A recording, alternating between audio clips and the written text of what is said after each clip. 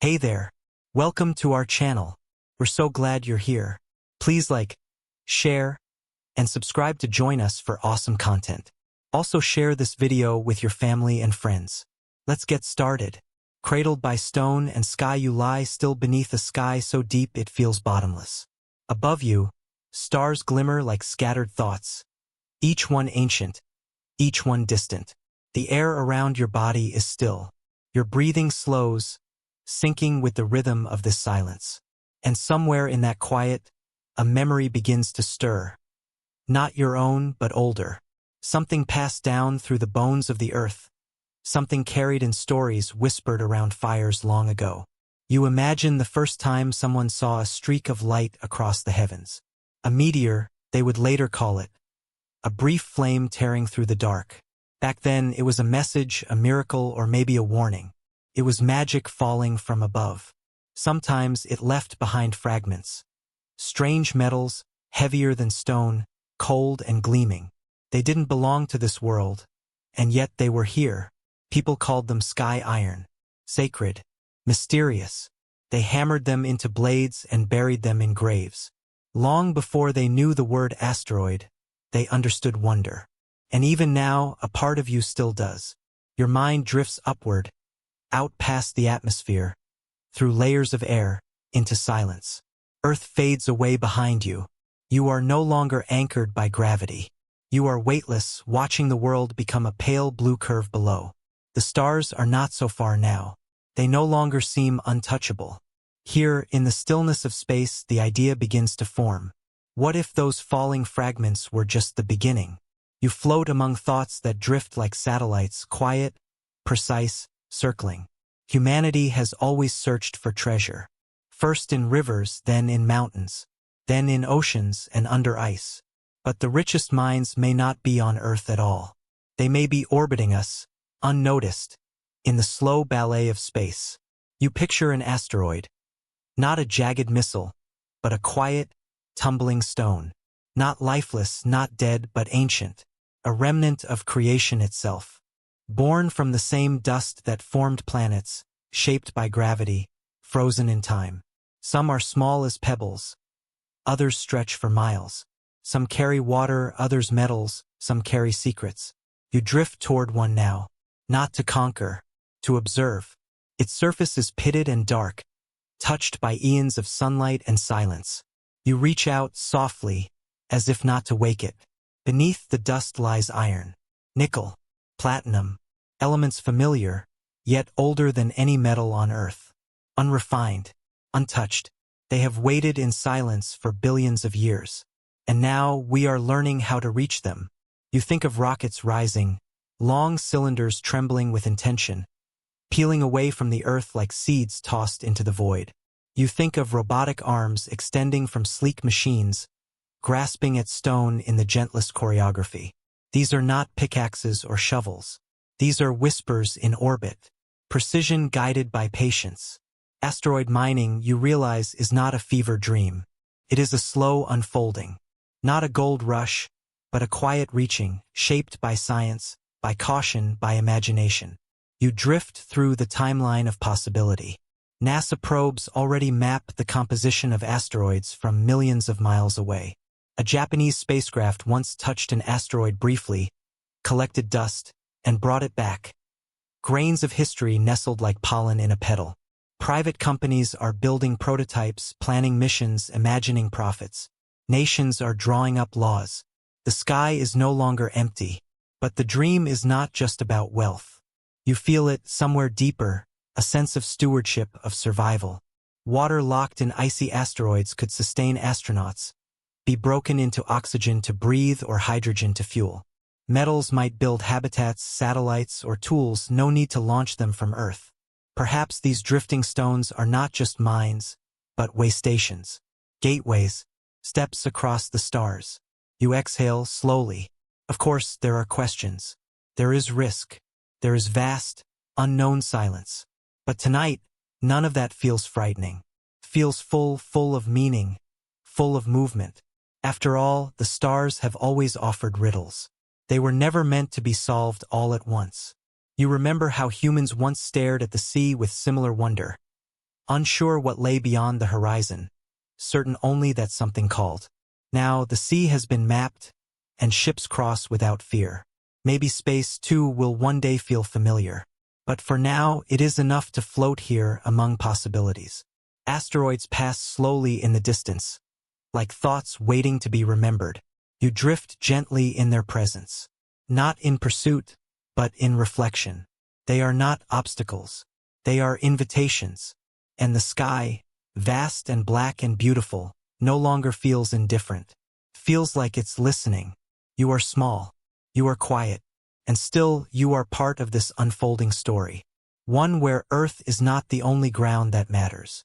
Where value is no longer measured in scarcity, but in understanding, in harmony, in care. Out here, you begin to see that the universe does not hoard its gifts. It leaves them drifting, scattered, waiting, for hands that reach with respect, and eyes that do not blink too quickly. You close your eyes for a moment. Let yourself become still. You have begun this journey gently, cradled by stone and sky. But just ahead, past the shimmer of low orbit, past Mars's faint glow, a question turns slowly in the dark. Where do these ancient wanderers come from, and what stories do they carry in their orbits? You drift slowly now, beyond the warmth of Earth and the rust-colored reach of Mars. Out here, between worlds, there is a space that feels forgotten. A vast and gentle emptiness filled not with noise, but with memory. The asteroid belt. It's easy to imagine it as a chaos of tumbling rocks, a storm of debris colliding endlessly in space. But that image is only a whisper from science fiction. The truth is quieter and far more beautiful. You glide through a region so wide it could cradle 1,000 Earths, yet so sparse that you might travel millions of kilometers before touching a single stone. Each asteroid is alone in its orbit, like a monk in meditation. Ancient, untouched, and slow. These are the wanderers of the early solar system. Leftovers. Not failed planets, but fragments of a beginning. Once, long ago, dust circled the newborn sun, colliding and clumping into larger shapes. Some of those shapes became worlds: Venus, Earth, Jupiter. Others remained unformed, disrupted by the pull of Jupiter's gravity, unable to gather into something whole. These remnants, these half-beginnings, became the belt. You move gently among them now, like a visitor in a library where every shelf holds pieces of time. Some asteroids are dark and porous, speckled with carbon, the kind of carbon that cradles organic molecules. Others gleam with iron and nickel, solid and cold, like frozen heartbeats from the center of a planet that never was. Still others glitter faintly, carrying silicates and rare metals, kissed by sunlight in a long, slow orbit. You let your thoughts drift. These rocks are not simply rocks. They are time capsules. They are what Earth once was, before rivers, before roots, before breath. In their silence, they remember the violence of collisions, the birth of moons, the scattering of elements forged in stars. The strange, you think, how such lifeless things can feel so alive with meaning. You approach one now, a mid-sized body perhaps 10 kilometers wide, spinning slowly as it circles the sun. Its surface is uneven, ancient, dusted with regolith, a fine, powdery coating from centuries of tiny impacts. There is no weather here. No wind, no rain, no erosion. What strikes remains. You float alongside it, studying. This asteroid is a C-type carbonaceous. It holds water-bearing minerals and maybe even amino acid traces. You can't help but feel reverence, as though you are near the roots of something sacred. You think of life, not just how it begins, but how it travels. Some scientists believe that the seeds of life on Earth may have come from asteroids like this, carrying organic compounds across the void. In this light, the belt becomes more than a graveyard. It is a cradle, a place where potential lingers, waiting for warm soil. Farther off, you spot a different kind, an M-type, metallic and reflective. Beneath its stony skin lie veins of iron, nickel, and even platinum group elements. The same rare metals we prize on Earth, but here in unthinkable quantities. These are not treasure chests, not exactly, but they do hold the materials of civilization. You imagine the future, Not a dramatic conquest, but a gentle, careful harvesting. Robotic hands brushing dust from rock, engines powered by solar sails, operations that listen to the silence as much as they act within it. You feel no rush here, no frenzy, only a slow unfolding of intention. The belt stretches before you like a soft constellation of possibility. Every asteroid different, every orbit a rhythm. Together, they compose a kind of cosmic music, quiet, deliberate, and older than memory. And in this stillness, you begin to understand. The belt is not empty space. It is the space between past and future, chaos and order, destruction and creation. A pause, a breath, held for billions of years. You feel yourself becoming smaller, but not insignificant. There is something deeply human about wanting to explore this place. Not for conquest, not only for resources, but for the feeling of touching something that has never been touched. The way an archaeologist brushes away sand to reveal a bone or a poem. You are part of a species that builds stories from stones, that sees meaning in orbits, that finds beauty in what floats, rather than falls. The asteroid belt is not a minefield. It is a meditation. You drift on, guided by sunlight and curiosity. And still, the question lingers. What lies within these rocks that we have not yet seen? What patterns have we missed? What beginnings sleep within the dust? You pass a small cluster now, loosely held by gravity. A family, perhaps, born from a long-ago collision, still spinning together through space. You imagine them as siblings or fragments of one shattered whole. Even their drifting feels purposeful. Far beyond this cluster, invisible to the eye, lies a future not yet written. A time when humans might build with asteroid iron, drink water drawn from their cores, or stop here to refuel on longer journeys outward. The belt might become a bridge, a resting place between planets. But for now it waits, and so do you, hovering here with no need to hurry, only to listen, only to wonder. You turn slowly, and behind you, Mars shines like a quiet ember. Ahead, Jupiter looms, enormous, patient, pulling the belt's outer edge with its gravity. These worlds have shaped this ring, sculpted its silence. As you move forward, a thought begins to form, a soft one, like the stirring of breath in sleep. What are these asteroids made of? What elements hide beneath their ancient skin? And what can they teach us about the matter that made everything? You hover now, gently spinning, in the silent cradle of the belt. One asteroid turns slowly beneath you, a jagged, ancient fragment of the solar system's early days. It doesn't shine, it doesn't call out, and yet you feel drawn to it. You reach out with quiet reverence, imagining your fingers brushing across its surface. Not metal, not soil, not something Earth could name easily. This is the dust of origin, compressed and hardened across eons, carrying secrets not just in its shape, but in its very substance. What are asteroids made of? The question hums in the airless dark, both simple and vast. It is a question of elements, of ancestry, and the answers are written in the language of chemistry, a language the universe speaks in silence. You begin with the most common type. C-type asteroids, carbonaceous, dark, porous, and ancient. They make up most of the asteroid belt, and they are the oldest. Their surfaces are rough and black, coated in a fine dust of carbon compounds and silicates. But it's not their darkness that holds your attention. It's the possibility inside them. These asteroids often contain water-bearing minerals, locked in their rock like breath trapped in stone. They hold organic molecules, the basic ingredients of life as we know it. Amino acids have been found in meteorites that broke off from C-types and fell to Earth. Not life itself, but the whispers of it. You imagine one of these drifting through the solar system, crashing into Earth 4 billion years ago, seeding the oceans with new potential. A recipe, a riddle, a beginning. Next, you drift toward another, denser, heavier, smoother. An S-type asteroid, silicate-rich. These are made mostly of stone and metal. Olivine, pyroxene, iron, nickel, names that sound almost musical out here. These asteroids are brighter than C-types and younger. They tell a different story, not of first beginnings, but of formation. They remind you of crust and mantle, of heat and pressure, of planetary building blocks. And then, deeper still, the rarest and perhaps the most quietly dazzling M-type asteroids. Metallic. These are the fragments of ancient cores, the heavy, molten hearts of long-lost protoplanets that never became full worlds. Broken in collisions, their centers exposed, they now drift through space like relics from forgotten dreams. Iron, nickel, platinum, gold. You can almost feel their weight, even here in the weightlessness of space.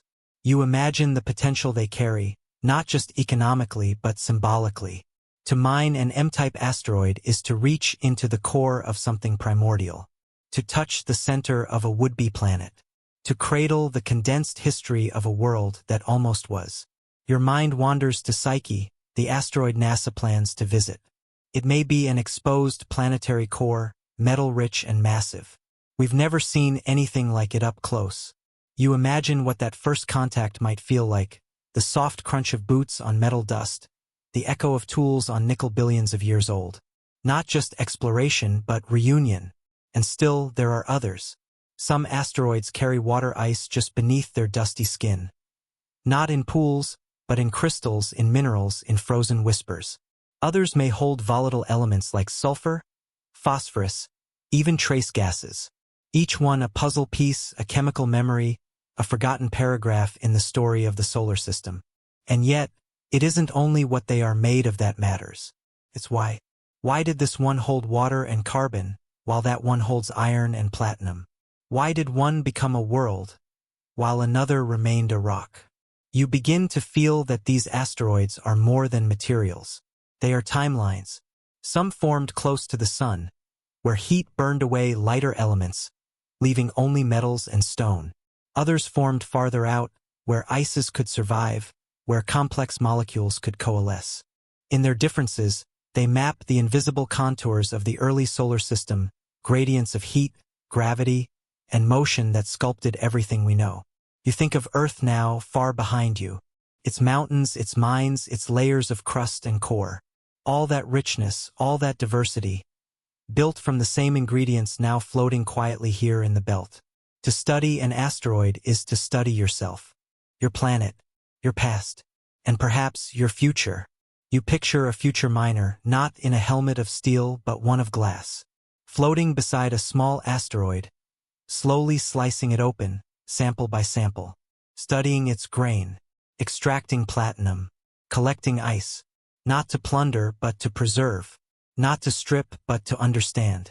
You imagine spacecraft that use asteroid materials to build in space, metals turned into habitats, water into fuel.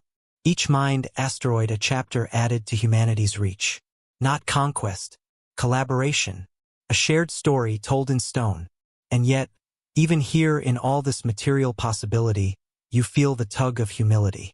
Because the more we learn about what asteroids are made of, the more we remember how little we've seen. Only a few have been visited.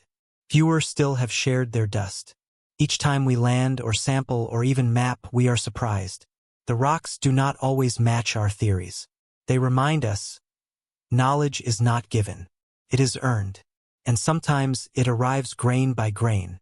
You rest now, floating. The asteroid beneath you continues its ancient, elliptical path. There is no hurry. It has followed this orbit since before the Earth had oceans. You close your eyes, letting the elements settle in your mind. Iron, carbon, platinum, stone, dust, time. And you begin to wonder, if these rocks hold the story of the solar system's birth, what else might they tell us? About gravity, about balance, about the unseen forces that shape them, and us? The gravity of wealth. You float now in a quiet halo of thought, suspended between stone and sunlight. The asteroid below you glimmers with quiet potential. Metals locked in silence, riches older than memory. But even here, in this place without borders or banks, you feel the pull of a familiar question. What is value? On Earth, the answer is shaped by gravity. Not just the force that keeps apples falling and oceans pulled, but the gravity of systems. Markets, labor, history, desire. Gold is precious not only because it's rare, but because we decided it was. Because it gleams just enough, resists rust, bends without breaking. Because it traveled in pockets, adorned kings, anchored currencies. Because we gave it meaning. But here, in the vacuum of space, gold is weightless. It floats, it drifts, it waits. It has no value until someone brings it home. You imagine a single asteroid, rich in platinum group metals, perhaps 100 meters wide. Its worth, if measured by Earth's economy, could be in the trillions. Enough to disrupt entire industries. Enough to reshape supply and demand. And yet, it costs more to reach it than to mine it. More to transport than to dig. In space, the treasure does not come cheap. Not in effort, not in time, not in risk. Still, the dream remains. Mining companies sketch business models in the stars. Governments write new laws to define ownership in orbit.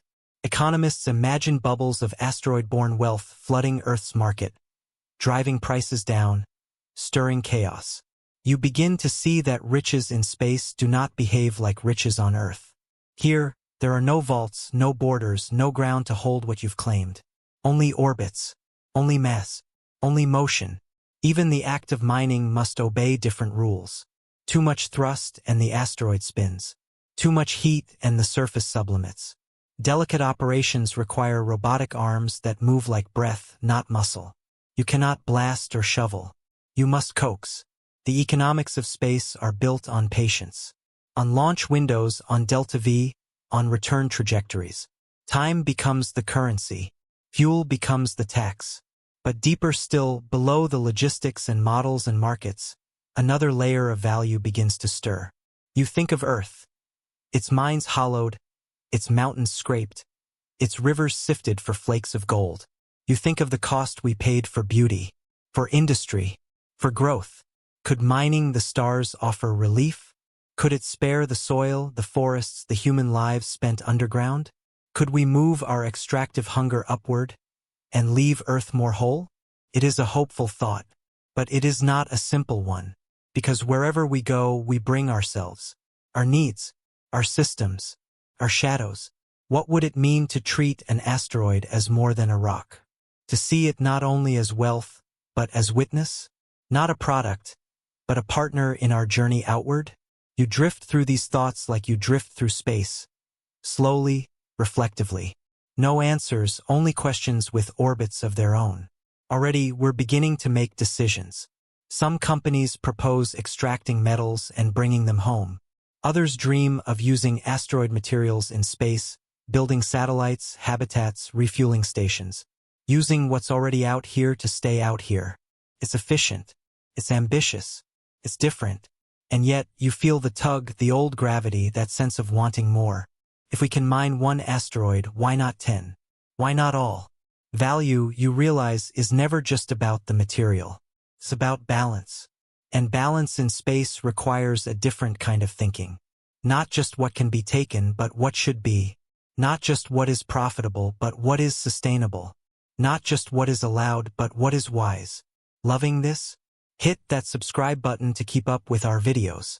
Also share this video with your family and friends you think again of weight. How strange it is to talk of heavy metals when they float here, unanchored. To measure worth in dollars when no coin can fall. To speak of ownership in a place where nothing holds still. And yet, perhaps that's the lesson. That value, like mass, is shaped by its context. That in space, we must learn to define wealth not by scarcity, but by harmony. By what supports life. By what endures. You close your eyes and imagine an economy not driven by extraction, but by stewardship. An orbital dance, not a race.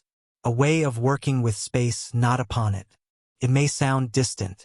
It may sound ideal. But every future begins as a thought that doesn't quite touch the ground. You breathe in slowly, as if to anchor yourself again. The asteroid continues its spin, slow and steady. Its riches remain untouched. Not for lack of ability, but for lack of urgency. There is time. And time, too, is valuable. As you drift away from the surface, your thoughts turn toward the tools we'll need. Not just rockets and robots, but minds attuned to microgravity. Hands steady enough to guide machines, dreams grounded in physics and humility. You begin to wonder, softly now, What kinds of machines will we send into this silence? What tools can mine with care, not claw in the void? Machines in the void, you float still and silent in the deep ink of space. Below you, an asteroid turns slowly, a solitary island of stone in a vast black sea. The surface is cold and dimpled, untouched for billions of years. There are no winds here, no sound, only shadow and sunlight, only motion and memory. And yet, if you listen closely, not with your ears, but with imagination, you begin to hear something else. The quiet hum of a machine moving gently in orbit. A whisper of fuel. A glint of intention. This is not a place for miners with boots and pickaxes. This is a realm of subtlety, of robotics and restraint. You picture the first explorers, not people but probes. Graceful instruments, unfolded like origami in the vacuum, sent forth not to conquer but to learn. They glide beside asteroids with care, their movements calculated, their purpose clear. Some fly past quickly, mapping with light and radar. Some touch down, just for a moment, pressing gentle arms into regolith, gathering grains of time. These machines are not loud. They do not rip or blast or dig. They coax. They brush. They listen. You think of Hayabusa 2, the Japanese craft that visited the asteroid Ryugu. How it danced beside the spinning rock. How it fired a tiny bullet into the surface, not to damage, but to raise dust, to catch pieces of an ancient world and bring them home. You think of Osiris-RX and the asteroid Bennu, how it kissed the surface for just a few seconds, then backed away, arms full of stardust. These are the first steps. Not mining yet, but practice. Preparation. The opening notes in a much longer song. You drift now through a dream of the future. Larger ships, outfitted not with drills, but with arms, long and delicate, like fingers through sand. They reach toward the asteroid, anchoring carefully, stabilizing their bodies with slow bursts of gas. Then the work begins. Not excavation, but harvesting, scooping, sifting, melting perhaps in focused sunlight. Some machines might grind rock into dust, separate metals with magnetism, store water in frozen tanks. Others may wrap the entire asteroid in a web of structure, not to break it apart but to guide it, to slowly nudge it toward a new orbit, a nearer place, a safer one. You imagine a small asteroid parked in lunar orbit, wrapped in foil and framework, patiently processed by machines powered by sunlight. No rush, no waste, a long, slow unraveling of ancient material. This is not science fiction. These ideas are being drawn now in laboratories, in startups, in space agencies. The challenge is enormous, but the tools are beginning to form. Anchoring in microgravity is no easy task. An asteroid may spin unpredictably. This gravity is nearly nothing. A wrong move could send a spacecraft tumbling. A careless drill could tear a fragile body apart. And yet we learn. We design anchoring harpoons, self-adjusting arms, drills that pulse instead of spin. We simulate in zero-gravity flights, in vacuum chambers, in digital twins that model every twist and echo of space. Even the propulsion systems must evolve. You picture ion engines, silent, elegant, pushing machines with soft and steady thrust, measured in months, not minutes. These are not machines of urgency. They are machines of endurance. And then your thoughts shift again to the materials used to build the miners. Aluminum, titanium, carbon fiber, all sent up from Earth. For now. But one day, perhaps not far from now, we may build the builders in orbit. Use asteroid metals to print structures, to assemble arms, to replace broken parts. Machines mining machines. A quiet economy of robots, self-sustaining, self-aware, not alive in spirit, but alive in motion. You think of them like bees in a hive, each one with a role, each one gathering, shaping, returning. Not chaotic, not rushed, a kind of cosmic choreography. And still, beneath it all, you feel the hum of responsibility. Because these machines do not think. They do not weigh beauty against extraction. They do not wonder if a rock should remain untouched. That choice remains ours. Even as we build smarter tools, tools that can sculpt the future, we must ask the questions they cannot. Why here? Why now? How much? And always, at what cost? Because even silence has shape. Even the void has voice. You float back now, watching as the machines continue their quiet work. No fanfare, no applause, only the soft discipline of precision. You feel awe not just for the tools but for the minds that made them. The care, the patience, the long gaze into the unknown. And as you drift past one final robotic arm, still alert, waiting, you think of water. Not gold, not platinum, but the frozen breath hidden in certain asteroids, water that can become fuel or air or life itself. You pause. You wonder, what happens when the machines find not metal but moisture, and how does that change everything? Water in the rock out here, beyond the warmth of Earth, beyond even the shimmer of metallic asteroids, you find something else. Not gold, not iron, not platinum, but water. And in space, this is no small thing. It is not decoration. It is not profit. It is survival. You drift beside a carbonaceous asteroid, dark as shadow, quiet as sleep. At first glance, there is nothing remarkable. The surface is dusty, porous, scattered with time. But buried in its body, woven into its minerals, is something astonishing: frozen water. H2O held in stone. Not in pools or rivers, but in crystals and clay. A memory of ice, sealed into rock before Earth had oceans. You reach out, imagining your hand tracing its surface. Beneath the touch, molecules that could melt. Vapor that could become air. Fuel that could lift a ship from orbit to orbit, world to world. You float in thought, and the story begins to unfold. Water is heavy, expensive to launch, vital for everything. To drink, to breathe, to grow, to split into hydrogen and oxygen, then burn as propellant in the quiet bellies of interplanetary engines. Here, among these forgotten stones, lies the promise of something new. A solar system dotted with oases. Not planets, but asteroids. Not destinations, but stepping stones. You picture a ship approaching this dark traveler, anchoring softly, setting up tents of mirrored foil to warm the rock. The heat seeps in. The ice stirs.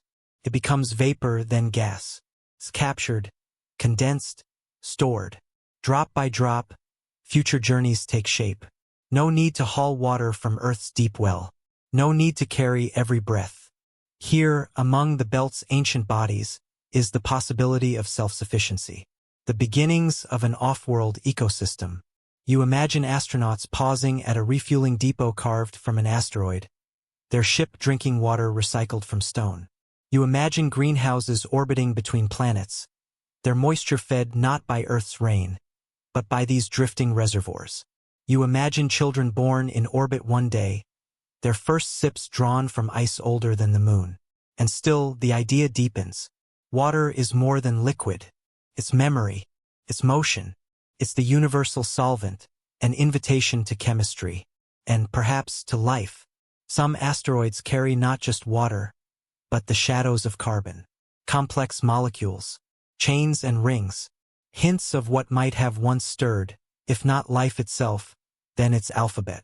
You wonder, how many times did these icy messengers crash into a young Earth?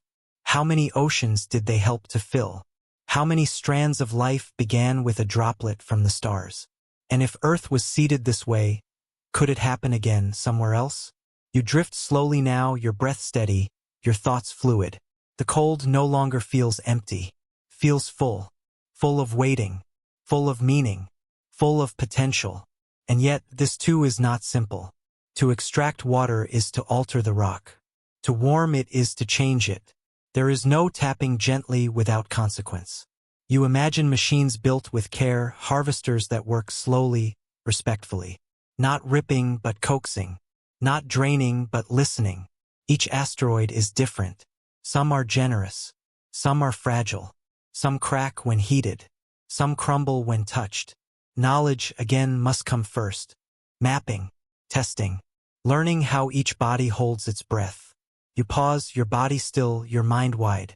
There's something poetic in the idea that what we seek now is not gold or fire, but water. That the most valuable resource in the void is the one we've always needed most. A molecule so simple. 2 hydrogens. one oxygen. And yet, it holds the future.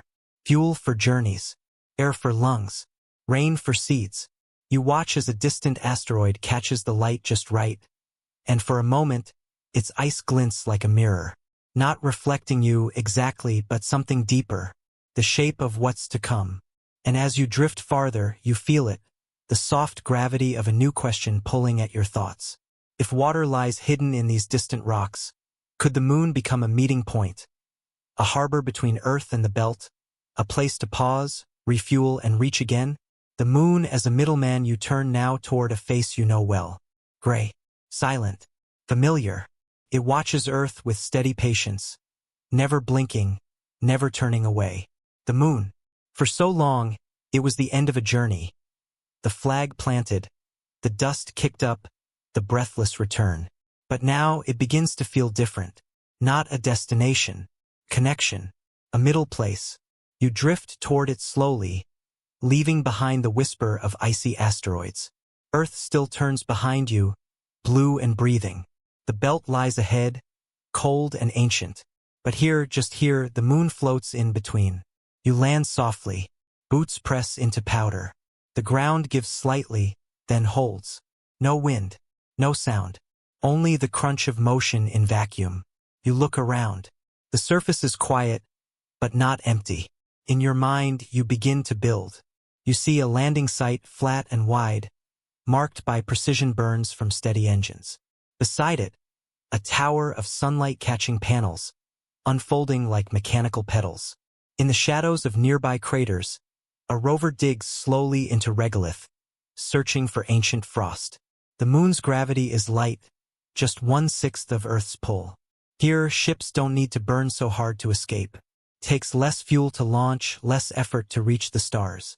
That changes everything. You begin to see it, the moon not just as a stopover but a station, a depot, a harbor in orbit. Raw materials mined from asteroids could be brought here, processed in low gravity, stored in lunar warehouses, then sent deeper into space, to Mars, to the belt, to Jupiter's moons. Water, too, might live here, melted from ice hidden deep in polar shadows, or delivered from carbon-rich asteroids. That water becomes air. It becomes fuel. It becomes the difference between isolation and continuity.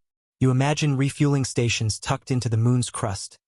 Pumps not for cars, but for rockets, servicing missions the way harbors once fed wooden ships crossing wide oceans.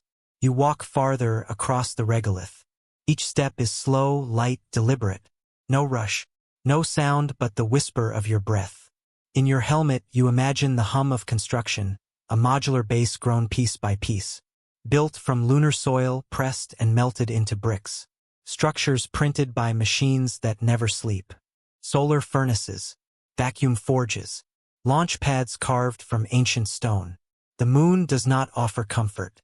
It offers possibility. The silence is not emptiness. It is invitation. And yet, this too will take care. You look down at the dust beneath your feet. Fine, sharp, ancient. It clings. It scratches. It erodes. Even here we must tread gently. Because even the moon, so empty at a glance, holds history. It remembers every impact, every grain, every echo. The craters are pages. The surface a slow record. If we are to build here, we must do so with reverence. And yet, build we must. Because staying only on Earth is no longer enough. Because reaching the asteroids, the moons, the outer planets will require more than ambition. It will require staging grounds. And the moon, quiet, close, loyal, is ready to play its part. You imagine a spacecraft being assembled here, not in the gravity well of Earth, but in the still embrace of lunar orbit. Its pieces lifted gently from the moon, fueled with water drawn from icy rock, bound for the deep dark between Mars and Jupiter. There it may meet miners. There it may carry samples home. There it may send messages back to this waiting stone, this middleman, this bridge. You sit now on a rock, the stars above you unblinking. Earth rises slowly at your shoulder, a blue whisper, a memory of forests, rivers, breath. And the belt spins far beyond, a slow ring of potential. You are not between them by accident. You are here because something new is unfolding. Not a race, not a rush, but a rhythm, a lunar cadence, a stepping stone future. And you begin to wonder. As you rise, dust lifting softly in your wake.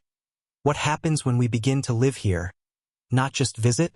When lunar bases become homes, where families wake beneath alien skies, and humanity learns to stay. Home among the dust you wake not to birdsong, but to the hush of filtered air. Not to dawn through trees, but to light painted across a silver horizon. The slow, patient rise of the sun over the moon's sharp-edged hills. This is not Earth, and yet it is home, or at least the beginning of one. You sit up inside a dome shaped like an eyelid, a shelter of glass and lunar regolith, pressed and printed into layers of protection. Outside, the stars are still visible, unblurred by atmosphere. Inside, soft lights glow, steady, measured, kind. The floor beneath your feet was laid by machines, but it is held in place by intention. This station is not just a lab. It is not a visit. It is a foothold. You dress slowly. Every motion feels different here. 1/6 gravity reshapes everything. Your spine stretches, your stride lengthens, but your muscles ache for Earth. You must exercise daily. Machines that spin, resist, remind. To keep your body tethered to the planet it came from. And still, your mind begins to adapt. It leans into the stillness. It stretches toward new rhythms. 6 days of light. 6 nights of darkness. Each one lasting as long as an Earth week. Time feels slower here. Or maybe it simply feels deeper. You step out into the gray. Your boots press into fine lunar dust. Sharp, dry, untouched by wind or rain. It clings to your suit. It remembers every footfall. In the distance, solar panels tilt like sunflowers. Thin cables run across the ground, power pulsing toward greenhouses, water tanks, labs. And life hums. Not loudly, but persistently.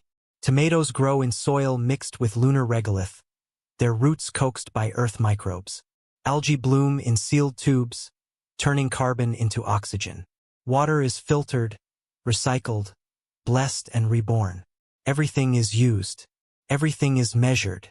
Because out here, nothing is given, only earned. You walk the perimeter of your home. Its curves are low, protective, a design born from necessity and imagination. Radiation shields made of moon rock. Habitats buried beneath layers of regolith. Not to hide, but to endure. And yet, you do not feel trapped. You feel held. As if this place, in all its strangeness, has begun to embrace you. Others live here, too.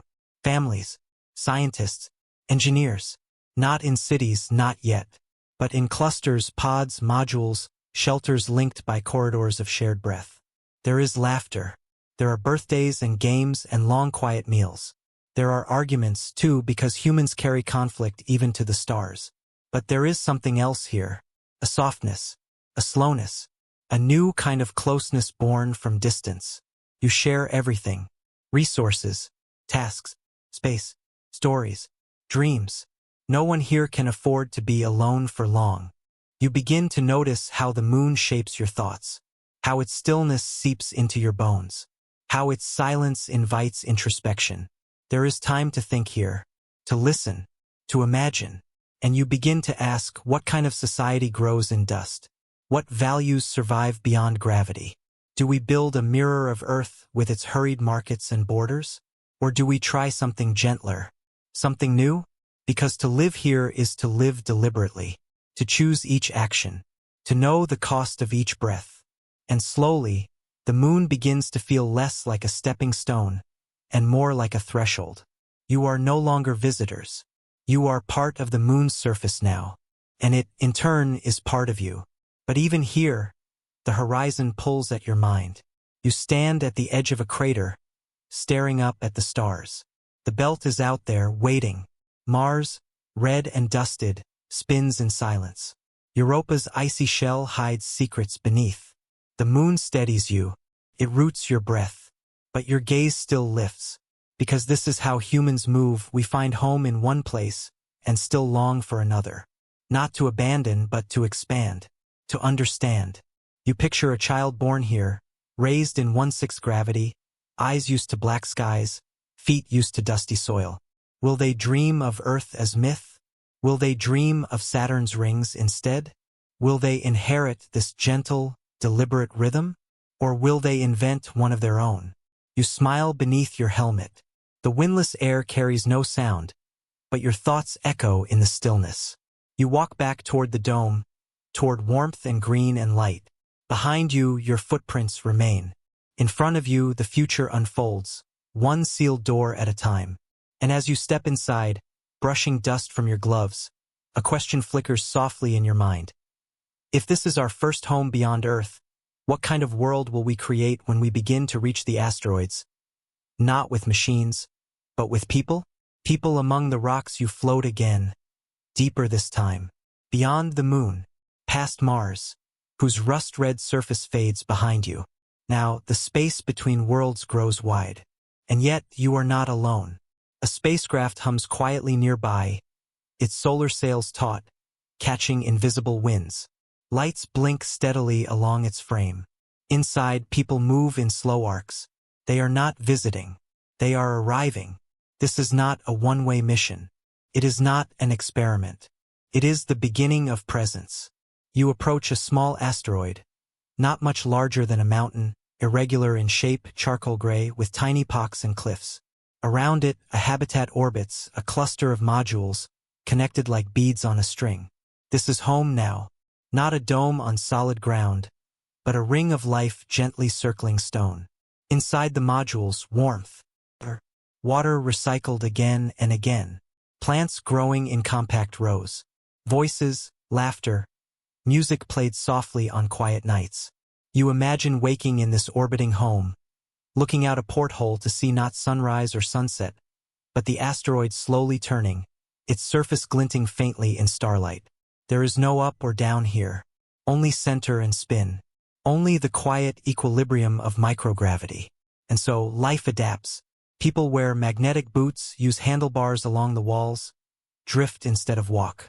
Exercise is part of survival, but so is stillness, a comfort in being suspended.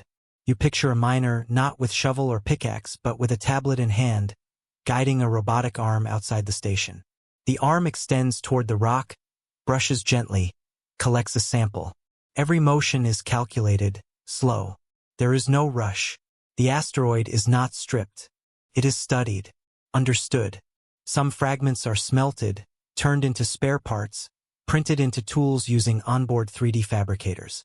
Other materials, like water ice or carbon-rich dust, are stored carefully, treated not as product but as provision. This is not extraction. It is relationship. Because to live among asteroids is to live with patience. The distance from Earth is too great for urgency. Everything takes longer here. Communication, supply, decision, return. So people begin to change. They become quieter, more deliberate, more attuned to small shifts, temperature, light, the angle of a solar panel, the heartbeat of a system. Even language softens. Words are chosen carefully. Silence is not feared. It is honored. You drift through the habitat in thought, imagining the routines. Mornings begin with light therapy. Artificial dawn warming skin that hasn't seen sunlight in weeks. Meals are shared communally, nutrient-dense, grown from hydroponic towers. Evenings are for maintenance, communication, or quiet recreation. Music, books, simulated walks through forests on screens. And in between, there is science. Endless observation, geological analysis, chemical experiments, engineering refinements. Each crew member becomes many things: pilot, researcher, gardener, cook, philosopher, because life here blurs lines. You cannot be just one thing. You are part of a small whole, each role echoing outward. Even conflict must be approached differently. No slamming of doors. No storming away. Only dialogue. Only understanding. Because leaving is not an option. And so, empathy becomes as essential as oxygen. You hover near the observation module, gazing down at the asteroid below. You realize that over time, people name these rocks. Not just catalog numbers, but stories, nicknames, songs. A way of saying, we are here. We see you. You are more than material. You are place. You imagine a child born out here someday, not on a planet, not on the moon, but in orbit around a drifting rock. What will gravity mean to them? What will home sound like? Will they miss the oceans they've never seen? Or will the stars, steady and endless, be their sky? And still, even as life stabilizes here, you sense the dream stretching farther. These people are not meant to remain circling one asteroid forever. They will move again, not to escape but to explore. One station becomes two, then a chain, then a network, each one a node of knowledge, of presence, of potential. You begin to imagine trade not of money, but of elements, of water, air, refined metals, seeds, bartered across vacuum, shared between settlements.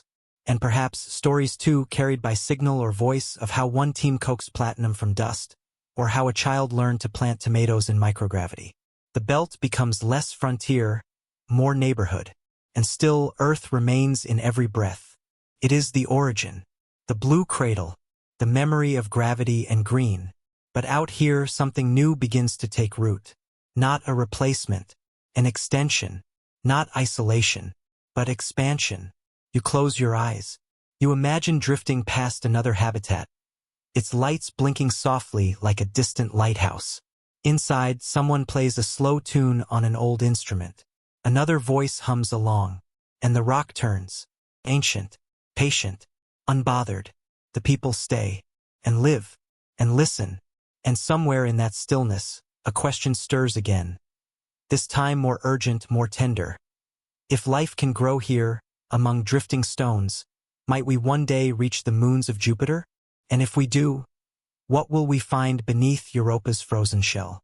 Beneath the ice of Europa now you drift farther still, past the scattered stones of the asteroid belt, beyond the red hush of Mars, past Saturn's rings that sing like glass, until Jupiter looms, immense, striped, majestic. A world of storms and gravity, its presence like a heartbeat in the deep. And orbiting it, locked in dance, is Europa. At first glance, it seems quiet, pearl dipped in frost. Its surface is smooth and cracked, laced with long, dark lines like veins under skin. But beneath that surface, something stirs. You move closer. No sound greets you. No waves lap or cry out. Just ice miles thick, cold beyond cold. But beneath that crust lies something remarkable. A hidden ocean. Liquid, vast, possibly deeper than all Earth's seas combined. And so you pause, hovering above this frozen moon, listening. What might live here in the dark? Europa's ocean is warmed not by sunlight, for sunlight barely reaches this far, but by tides. By Jupiter's gravitational pull stretching and kneading the moon's interior, warming it from within. It is like a breath held under a mask of silence. And there, perhaps in that secret sea, life. Not life as you know it. Not trees or birds or cities. But something more subtle, more patient. Microbes, communities of chemistry. Creatures adapted to endless night, to pressure, to stillness, to the language of minerals and salt. You imagine them, not with eyes, but with senses tuned to heat and current. Clustered around hydrothermal vents. Drawing energy from the planet's deep bones. You do not need certainty to be moved. The possibility is enough. It breathes wonder into the vacuum. And so you picture the machines we might send. Landers that melt their way down through ice, trailing warmth behind like a comet's tail. Robotic swimmers, delicate, slow, equipped with lights that pierce blackness, with sensors that listen for motion. You imagine one finally breaking through, drifting into Europa's ocean, its lights flickering like stars in reverse. It sends data home, not in words, but in pulses, each one carrying weight, salt content, pressure, organic traces, movement. You hold your breath. The feed is silent, then crackling. What would it mean to find even the simplest organism here, to confirm that life arose not just once, but again independently in a world untouched by Earth? It would rewrite everything. Or perhaps, it would finally confirm what you already felt. That the universe breathes not just stars, but stories. That where there is water and time and warmth, life may listen and answer. You float just above Europa's surface now, tracing the scars that speak of shifting ice, of something moving below. There are ridges, cracks, places where water may have once erupted, briefly touching space before freezing again. You imagine that eruption, a geyser of salt and vapor rising silently, leaving behind not destruction, but a sign. A whisper, "I am here." You reach gently toward that image, not with hands, but with thought. Europa does not call for colonization. It does not invite roads or refineries. It invites awe, listening, study, respect. Not all frontiers are meant to be claimed. Some are meant to be witnessed. You imagine a science base, floating in orbit, staffed by caretakers, not conquerors, observing, sending submersibles, learning the rhythms of a sea that has never seen the sun. And perhaps in that learning we learn more about ourselves, about where life begins and where it leads. Because Europa, for all its distance, reflects something familiar. The hidden depths within every world, the silence that contains everything. You begin to drift away now, Europa growing smaller, Jupiter's storms still churning endlessly in the dark.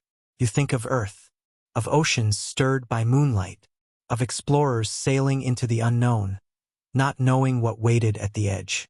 And you think of the stories we'll tell, not just of what we find, but how we chose to look gently, curiously, with humility. Your breath slows, your mind quiets, and just before sleep overtakes you, one last question rises like a soft wave. If life waits in darkness beneath Europa, might it wait elsewhere too? Not only in oceans, but in our own imagination, ready to be known? Thanks for watching. Please subscribe, like, and share. See you next time.